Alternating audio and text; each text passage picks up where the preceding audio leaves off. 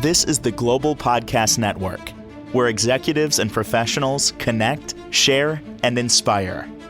Stay tuned for the conversations that drive success.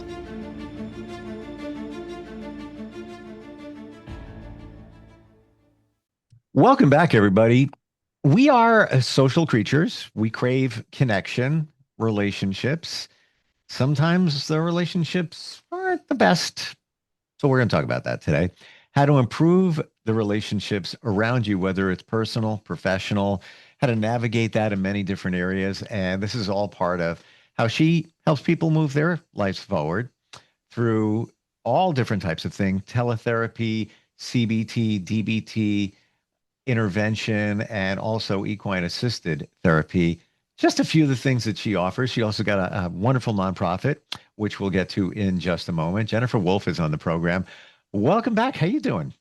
I'm good. How are you? Fantastic. Fantastic. Good. With the relationship thing, do you want to center on the personal relationships first? Sure. That's absolutely fine by me. Yeah. Yeah, I read this recently, and I saved it, and I'm going to call it up on my phone to read it as it is. And this is literally came out like yesterday. 5 seconds, and here it is.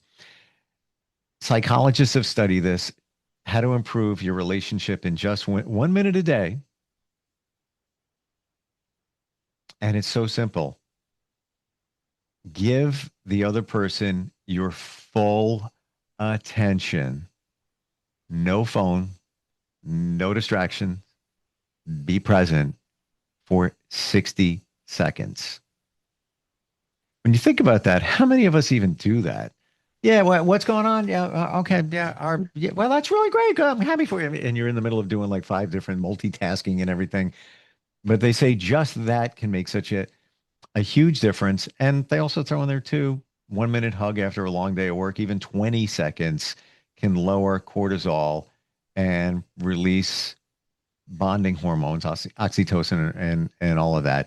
It seems so obvious, but when do we do that? We don't. Right? Especially now with the technology that is at our disposal. We don't. We have conversations with our spouse, our kids, with a phone in our hand. And most of the time they have a phone in their hand or an iPad or a video game or something. Yeah. So we're not fully paying attention at all. And the other person knows it. That's the best part. Yeah. They know you're the not other listening. person knows it. Yeah. Ow. Oh, wow. Yeah, that hurts in 2 ways. The people that you speak with and you know they're not listening, and then also knowing that now you just called us all out when somebody's telling us something, and you can't deny it. You can't say, nah, that's not me. Yes, it is. 60 seconds. It's like eternity when you've got all this other distractions. And I'm going to go here. And this came up recently, and I had this thought. Like, we tell those we're close to, even partner, kids, and all of that, I love you. Fantastic. It's great to tell, I love you. Sometimes I feel it gets overused. It just becomes a phrase. It's like the wallpaper. After a while, it's there, but you really don't see it. When was the last time you told somebody you like them?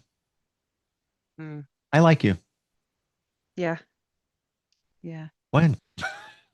Who does that? Yeah, I don't know. And it's so important for our well-being to share that and to hear it. It benefits both of us, both ways. To say something to somebody that's valuable and important lets them feel validated and seen. It feels good on both ends of that. So I don't searched say it. deeper with that, the I like you thing. Mhm. Even you could be with somebody for 10, 15, 20 years and say that. And what a difference it makes. And then I thought deeper about it, and I'll shut up. But I want your feedback on this. Why does I like you, hearing that, feel good? And I was thinking, could it be because and it all goes back to childhood, right? A lot of stuff that we deal with and pilot by, that it reminds you of being a kid because you think about that time where, maybe somebody had a crush on you, or you're 8 years old and you have a friend, your friend says, I like you.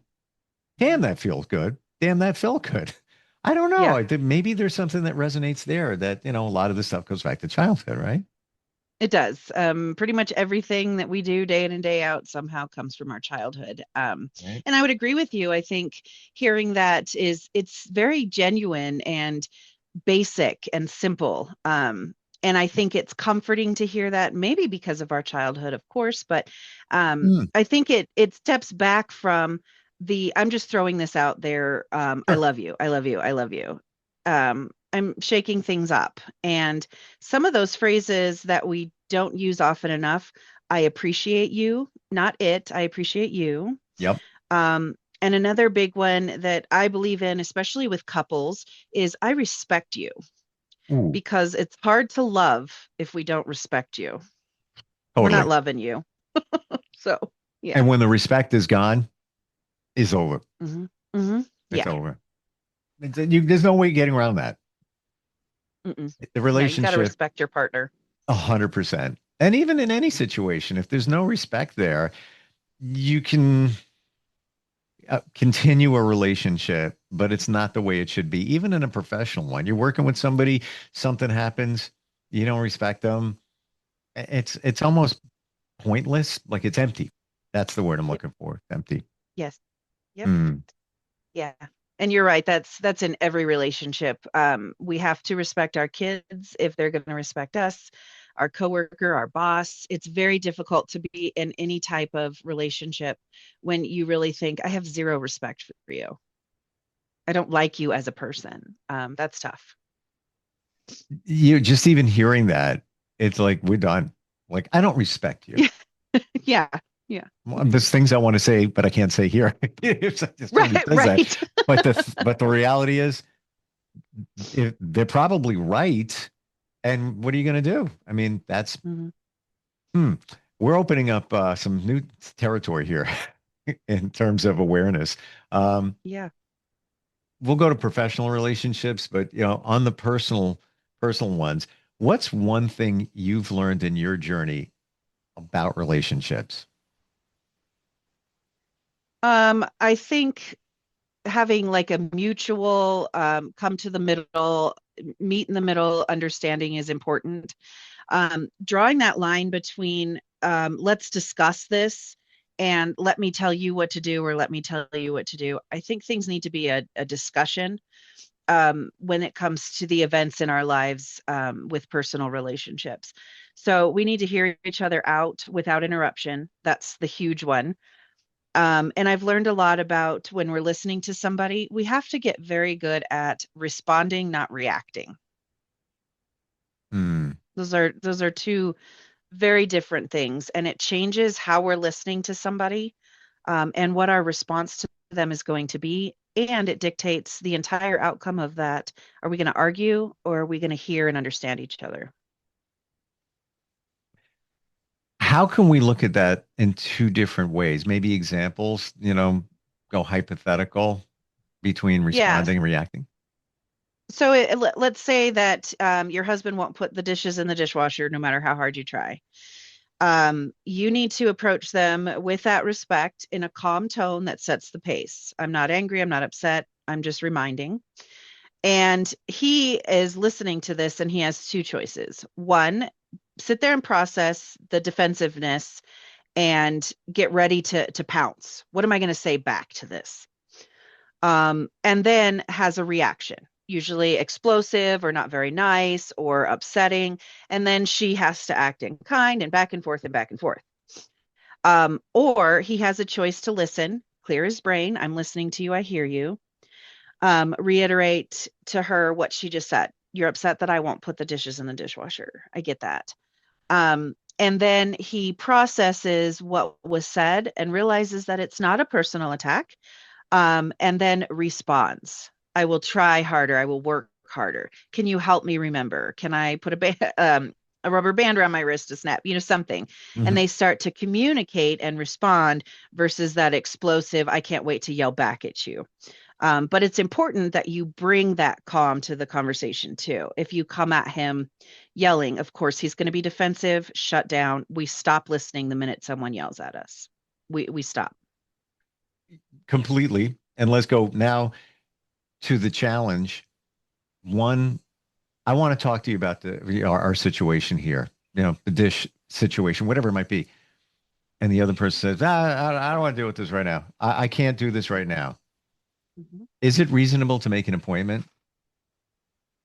Absolutely. I tell couples all the time, say, hey, we'll meet in the kitchen in half an hour. If it's really intense and you're feeling a lot of emotion, maybe wait an hour. It just depends on what the situation is, but of course it is. And it's always okay to say, I'm upset right now. This is not a good time for me to talk about this responsibly and respectfully. So I need a little space. And it's okay for someone to do that, but we have to remember it doesn't mean you're getting away with it. We Well, are going to talk about it. all right, let's do the follow up on that. Um, Mhm. what about the next day? So, you want to talk to me. I'm like, listen, I'm not in the right frame of mind. I'm very stressed. I just got home from work. Kids got to do homework. I just don't want to deal with it tomorrow. And then you both work on all right, tomorrow after work. How about 6 o'clock? And you both Mhm. agree. Yep, That's okay, right? that's okay. Yeah. Okay. When it's livelihood, safety, kids, things like that, we do have to prioritize those things. But when it's like day-to-day life and you feel like you may be in trouble, attacked, Yeah. um, it's okay to put it off and wait. You know yourself and you're reading your body and you feel the stress or the angst in there, and you know best. This is not going to end well if we have this conversation right now. It's not about you. This isn't your fault. This is what I'm going through, but this is not going to end well if we talk right now. And it's okay to do that. And we're so like gung ho on this needs to be solved right now. And that's not always the case. Well, yes, and we're programmed that way more and more every day. I say we live in an Amazon world. I'm clicking this thing right here, and in most areas, 3 p.m. It's at my door. Now, now, now. What about 6 p.m. arrives? Supposed to have that conversation. Mhm. You ask me, and I say, I'm no, I can't do it now. Yes, I'd love to. It just, I'm stressed out again. Now what? You respectfully say, I would I would appreciate us just kind of getting this out of the way. It doesn't need to be an hours long conversation. Let's just handle this, take care of it. I'm going to handle you with respect, and I ask that you have the respect to Hmm. get this out of the way. Let's talk about it. And then it'll be over and done. It doesn't need to be long-winded. I like that. And use the word respect. So you say to the other person, I respect how you feel right now, but please respect me. I'm feeling a certain way. Mhm. And yeah, and you set the expectation, which I love, in saying that doesn't have to, there's going to be a quick conversation. Let's just, get it over with. Let's just see where we're at here. Because I don't know what you want. Yeah, I'm cornered and against the wall again. That was yesterday. Here we are again, and now I'm like, so what's my expectation for an hour or Mhm. two? So Mhm. I like that a lot. I feel better now. Yeah, yeah, we Hmm. can just set it up for success. Yep. Takes a lot. You have to be intentional. Yeah, there you go. Yeah, and choose your words instead of saying you said it was 6 o'clock and that. Take that, Yes. take that very important, impactful, intentional deep breath or three and Yep. go there. So, Yeah. things we've learned about relationships. I want to share one and I want your feedback on it, please. Mhm. People show you who they are in the very beginning. Always. Just watch. Many times we don't for many different reasons, but it could be a personal relationship, it could be professional, but you're shown who they are. They're telling you. It's almost like they want you to know, but we don't see it. What are your thoughts? So I think that's generally the case. You may run into narcissists who are really good at what they do, and I could go on a week-long thing about That will be narcissism, next but week's podcast, by the way. Just saying. oh, they're just awful. Um, So Mm. there is that, but you're right. When we meet somebody, little things kind of make you stop and go, huh, that was weird. But what we typically will do is say, anyway, and just keep moving forward. Um, People are showing you, people are sending off little flags here and there that we tend to ignore. One of my mom's favorite things is stop bleaching red flags white. Ah, that's Um, awesome. That is good. yeah, That's good. because I'm the queen at that. Um, Same. so you got we see the good in people, Steve. It's okay. Um, We try. so yes. So we got to look for those. So if somebody shows you who they are, believe them. Believe them the first time. If they seem like they're always too busy for you, that's who they are. That's the way things are going to be. You can try and push and change. Chances are that's not going to happen. Um, so always let people do what they're gonna do so that you can see what they want to do. Say that last part again. Yeah, so always Always. let always let people do what they're gonna do so that you can see what they want to do. So we cannot force them, pay attention to me, pay attention to me. Sit back and let them do what they're going to do, and they will show you what you mean to them. It's Mm. hard, it hurts, but they will. Well, a lot of times in close personal relationships, let's say you start dating somebody and you're smitten. Oh, this is great. And you see something. I'm speaking from experience. I vividly remember what I was told in the first day or two. But this is great. Angel from the sky dropped down. Oh, this is wonderful, wonderful. And that thing that I was told turned out to be who they were a long time later. Yep, It's exactly who they were. And I yep. didn't listen because I was like, this is great. Uh-huh. Yeah, that's not a big deal. Yeah, cool. All right, Yeah. great. And then there you learn. But I really Mhm. even, I'm even thinking in even professional relationships scenarios, where people have dropped some nuggets of information there, but we don't want to see it. We're Mhm. just, we like you say, you want to see the good in things. You don't want to roll negative. But we need to because you're being Yeah. given information for a reason. Yep. Yep. Your reputation precedes you. Mm. Yeah, I gotta start writing these down. Um, Navigating relationships. What else should we put the focus on? I think that when it comes to relationships, the bottom line is respecting each other as the humans that that person is. We have to do that. They are not you, and we are not them. This world would be very boring if we were all the exact same person. So we have to accept people for who they are, meet them where they are, whether it's a friendship or a coworker or a loved one. Where are they? What are they able to do? Meet them there and don't expect more or less. Um, and communication is huge. We completely forget that one. We go about our lives, we're, rats in the race, and Mm. we fail to sit down and look each other in the eye and talk and say things and communicate and laugh. And especially with couples, flirt, do all of those things that brought us together in the first place, that helps us remember, oh, this is why I fell in love with you. Mm. So if we don't communicate and really look at each other, the connection is gone. And then you wake up one day and you're like, we've been married 20 years. What happened? That's what happened. Back to the beginning of that relationship 20 years later, it's my belief after a journey that every relationship maybe even professional, you need to look at the five love languages and discuss them. It's a 15-minute quiz. Mandatory. Mandatory. Your Yeah. thoughts? I completely agree. And I also think knowing your attachment style is important, so that you can tell others and they know you. They know what to expect. So if you're an anxious attachment style person, rather than saying, God, you're so clingy, if you understand what that means, you can address your loved one so much better when they're an anxious attachment style. When secure attachments come together, or avoidance, or one or the other, we have to understand what that looks like and what that means so that we're not absorbing it as something to do with us, but that's the way that they enter and maintain relationships, is through that style.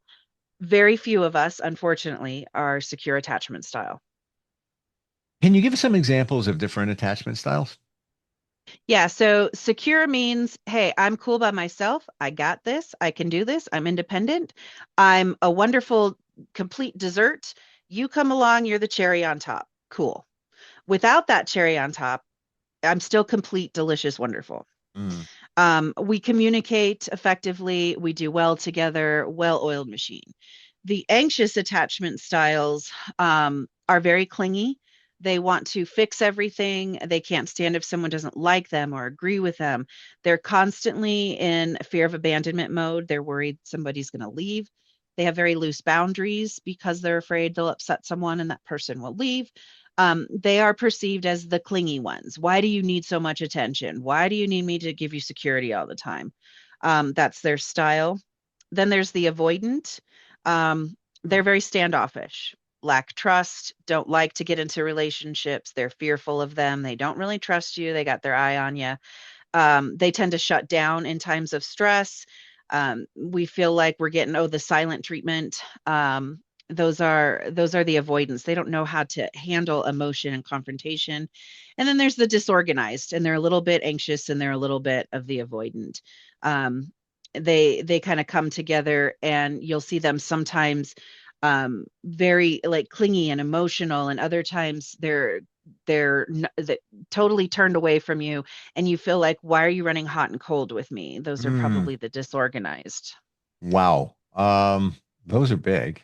And Yeah, it's those are not to huge. say after coaching, therapy, and all of that, you can't change avoidance styles. I've seen Mhm. those changes take place. One final thing, personal relationships, when you enter into one, um, look at the relationship. I'm not being negative here. Just look at the relationship with their parents and what their childhood was like centered around their parents, because that may connect later in life to what you might be dealing with. Maybe not, but it's one of those things I would put, little blip on your personal radar. Oh, it sure does. Yes. Yeah. Mhm. Oh, we dug into a lot in a relatively short period of time We today, and I think did. this thing's fantastic. like we're on Yeah. the page. Um, and this is what you do, Jen. You have a wonderful mission and nonprofit in terms of helping so many through animals. You work with so many of our veterans, those have been dealing with so much, and that's just a piece of you. If somebody's looking for some help, some therapy, how do they find you? They can go to destinationsequinetherapy.com. You can set up appointments, get my contact info, everything you need right there. You're welcome to email, text, call, set up an appointment on that website, whatever you need to do. Feel free to do a search for us on the internet, see what we're all about. You can even meet some horses online and see who Mm, those guys are, and just reach out. Anything we can do, that's what we're here for. beautiful. Love what you do. Thank Thank you you. for today. I'll talk to you at 6 p.m. tomorrow. I'm kidding. We'll have that I'll, conversation. I'll, I'll be here. Yeah. Next time we get together next week. And thank you again. I appreciate it. Thank you so much, Steve. We'll be right back. This is the Global Podcast Network, where executives and professionals connect, share, and inspire. Stay tuned for the conversations that drive success.